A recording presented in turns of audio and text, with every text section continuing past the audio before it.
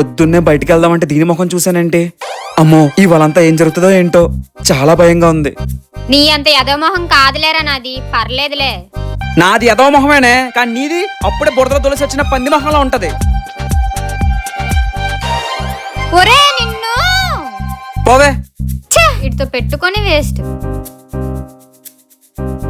బావా నేను అడుగుతాను, కాదనకూడదు. అడగరా. నువ్వు అలాగే అంటావు నాకు తెలుసు, మళ్ళీ ఏదో అంటావు. అడుగుతే అడుగు లేకపోతే దొబ్బే. ఆకలేసి టిఫిన్ చేశాను రా, చూసుకుంటే డబ్బులు లేవు, అందుకే కొంచెం బిల్లు కట్టరా. అరే దానికోసం ఇంతలా అడగాల? నేను ఈ ఫ్రెండ్ రా. థ్యాంక్ యూ బావా. ఆ మాత్రం కట్టలేనా?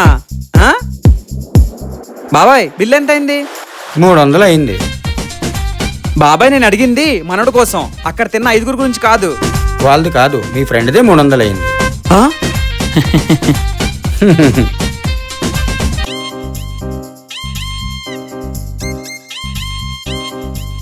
అరే ఇది కడుపా సముద్రం రా, 300 పెట్టి టిఫిన్ తింటావా?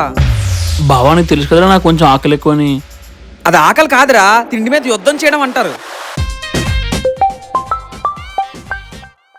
చెప్పే.